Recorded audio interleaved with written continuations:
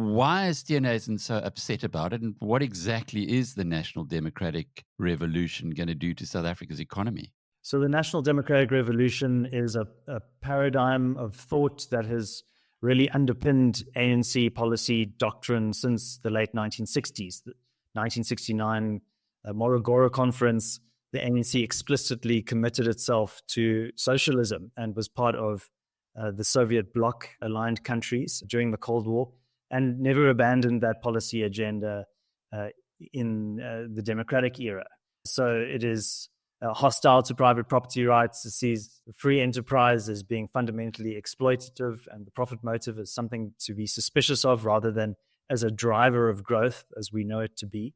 And it sees the state as the preeminent political actor in society that needs to enforce the will of the so-called vanguard elite, the self-appointed group of politicians who essentially want to control the decision-making, the resources of the country, and direct it towards specific political projects. So something like NHI is a perfect example of that. It sees the state as being entitled to having a monopoly over healthcare resources, and regardless of constitutional constraints and protections, is trying to drive ahead with that policy, which would essentially expropriate the private medical savings of millions of South Africans and lead to immiseration and very poor healthcare outcomes.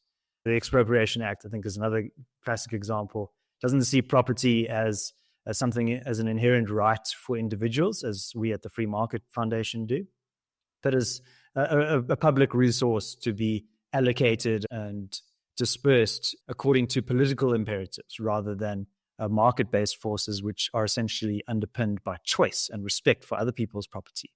So that's why we're very concerned by the Expropriation Act and are planning our response to that as well as an organization. So the NDR is really a statist, collectivist philosophy. I think we're going to be talking about Mr. Milei, who really represents the antithesis of that. And so it's very unfortunate that we're going on this socialist trajectory. We're continuing on it, maybe with a few handbrakes here and there in the form of GNU partners. But whereas in Argentina, we're seeing just an explosion of liberalization and freedom as being the guiding light for that political program.